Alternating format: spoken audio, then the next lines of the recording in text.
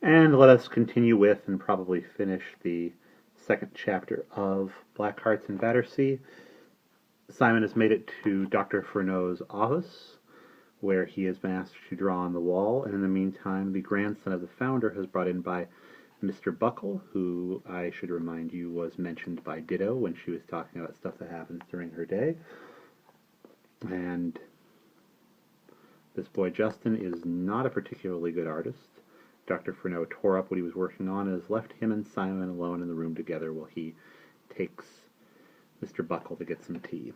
Simon felt sorry for Justin. It seemed unreasonable to expect the boy to be a painter just because his grandfather had been one who founded the academy. People surely did not always take after their grandfathers. Perhaps I'm lucky, Simon thought for the first time, not to know who my parents or grandparents were. After working diligently for another half hour, he stood up and stretched to rest his cramped muscles. The kitten greeted him with a loud squeak of pleasure and ran up his leg. But the boy Justin took no notice. He was sitting at the desk, slumped forward with his face in his hands, the picture of dejection. He had not even started to draw. "I say, cheer up," Simon said sympathetically. "It can't be as bad as that, surely." Justin hunched one shoulder away from him. "Oh, you're all right," he said, with the rudeness of misery. "Nobody cares how you draw. But just because my grandfather was a painter and started this place, everyone expects me to be wonderful. Why should I learn to paint? I'm going to be a duke. Dukes don't paint." "I say, are you, though?" Simon said with interest. "I've never met a duke." "I dare say you never will," Justin said listlessly. Just at that moment the kitten climbed across from Simon's leg to the desk and began playing with a ball of charcoal eraser. Justin made a rather hopeless attempt at sketching it, but it would not oblige him by staying still, and after jabbing a few crude scrawls, he exclaimed furiously, "Oh, curse and confound the little brute!" and hurled the charcoal across the room. The kitten sat down at once and stared at him with large, reproving eyes. "Quick, now's your chance while he's still out," Simon urged encouragingly. "Try again." "I can't draw live things," snapped Justin. "A kitten hasn't any shape. It's all fuzzy." He angrily scribbled a matchstick cat, 4 legs, 2 ears, and a tail, then rubbed it out with his fist and drew the same fist over his eyes, leaving a damp, charcoaly smear on his cheek. "No," said Simon patiently. "Look at the kitten. Look at its shape and then draw that. Never mind if what you draw doesn't look like a cat. Here." He picked up another bit of charcoal and, without taking the tip off the paper, quickly drew an outline, quite carelessly it seemed, but Justin gasped as the shape of the kitten fairly leaped out of the paper. "I could never do that," he said with grudging admiration. "Yes, you could. Try." Advising, coaxing, half-guiding Justin's hand, Simon made him produce a rough free drawing which was certainly a great deal better than his previous work. "You ought to feel the kitten all over," Simon suggested. "Feel the way its bones go. It looks fluffy, but it's not like a wig. It has a hard shape under the fur." "I shall never be able to draw," Justin said pettishly. "Why should I? It's not my nature. Besides, it's not the occupation of a gentleman." Simon opened his eyes wide. "But drawing is one of the best things in the world. I can't think how you can live in London and not want to draw. Everything is so beautiful and so interesting. I could be drawing forever. And it is so useful. It helps you remember what you've seen." He glanced toward his own picture on the wall, and Justin's eyes followed listlessly. Not much was visible from where they stood, but a face could be seen, and Justin said at once, "Why, that's Ditto Twite." "Do you know her?" Simon was a little surprised that a future duke should be acquainted with such a gutter-snipe. "Buckle, my tutor, used to lodge with her family. And we called there once," Justin said indifferently. "I thought her a vilely impertinent brat." "I lodge there now," Simon explained. "Will you help me some more?" Justin said. "I expect old Furneaux may come back soon." The kitten had settled again, and Simon helped Justin with more sketches. "Don't rely on how you think it ought to look," he repeated patiently over and over. "Ask your eyes and make them tell your hand. Look, his legs bend this way, not the way you have them. And as Justin rubbed out his line and obediently redrew it, he asked, "Why did your tutor leave the White House? Where is he living now?" "With me at Battersea Castle," Justin said, bored. "My uncle, he's my guardian. My parents are dead. He arranged it. I've been doing lessons with Buckle in the mornings, but now he lives in and works as my uncle's steward too, and I have him on top of me all day long, prosing and preaching about my duty as a future duke, and I hate it. I hate it, hate it, hate it." He jabbed his charcoal angrily at the paper, and it snapped. Simon was disappointed. He had hoped the reason why Buckle left the Dwight household might give him some clue as to Dr. Field's departure. He was about to put a further question when they heard voices outside. With a hasty gesture, Justin waved him back to his corner behind the big jar and laid a finger on his lips. The door opened, and Dr. Furneaux burst in briskly, whiskers waving. "En bien! Well, let us see what you have been getting on." "How you have been getting on?"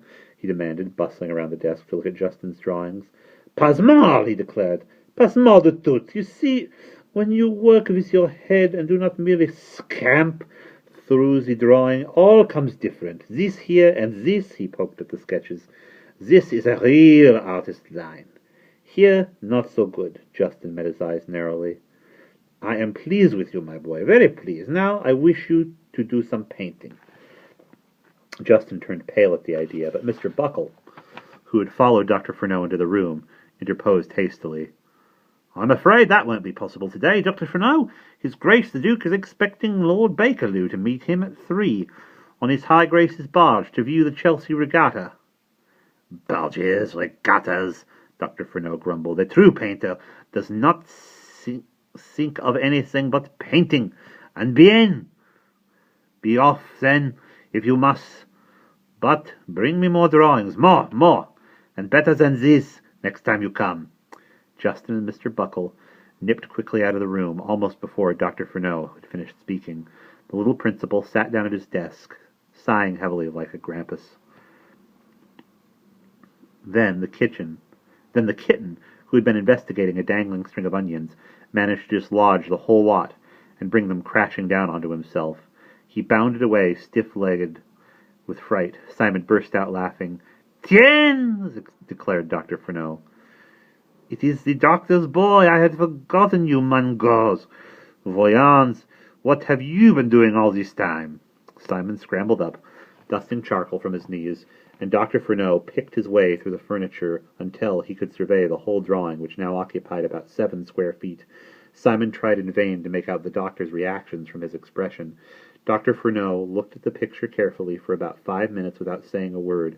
Sometimes he scrutinized some detail with his whiskers almost touching the charcoal. Sometimes he stepped back as far as possible to observe the picture from a distance. Simon had drawn several scenes, one in front of the other. In the foreground was Ditto Twite, perched on the donkey, her pert sparrow, whose looks contrasting with its sleepy expression as she urged it along Rose Alley. To the right lay Mr. Cobb's yard, full of broken coaches, with the beaming Mr. Cobb leaning against a wheel, about to sip his mug of organ-grinder's oil, and his men hard at work behind him. "With whom have you studied drawing before?" Dr. Furneaux asked sharply. "With no one, sir. Dr. Field told me 1 or 2 things, that's all." Dr. Furneaux continued to study the picture, and now rapped out a series of fierce questions. Why had Simon placed this object there, that figure here? Why had he drawn the man's leg like this, the steps thus, the donkey like that? "I don't know, sir," Simon kept saying in bewilderment. "It seemed as if it ought to go that way." He was beginning to be afraid that Dr. Furneaux must be angry when the little man amazed him by suddenly giving him a tremendous hug. Bristly whiskers nearly smothered him, and the smell of garlic was overpowering. "You are good boy," the doctor declared. "I am going to make a painter of you, but only if you work with every particle of yourself." "Yes, sir," Simon said faintly. All at once he felt excessively tired and hungry. His head ached, his arms and legs were stiff.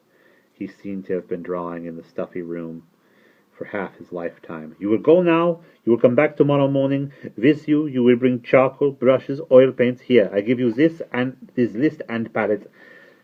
These things you buy at one shop and one shop only, that is Bonnetier's in the King's Road. Yes, sir. How much will they cost? Simon asked, doing feverish sums in his head, wondering how soon Mr. Cobb would pay him for his work, how much he would get, how late the paint shop stayed open. Dr. Furneaux looked at him sharply and said, For this time you pay nothing. Here, I give you this note to Madame Bonnetier. Oh, thank you, sir. And my fees, how much? Never mind that for the moment. We shall see later. Now go.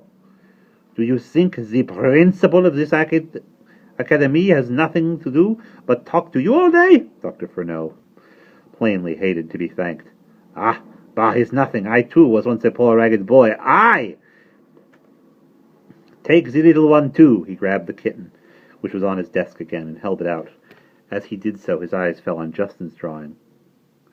He checked a moment, his mouth open and shut. He stared at Simon as if about to ask something, then evidently changed his mind, sighed, and gestured him to go. He knew, Simon said to himself. He knew I'd been helping Justin. I wonder if he was angry. And that is the end of Chapter 2.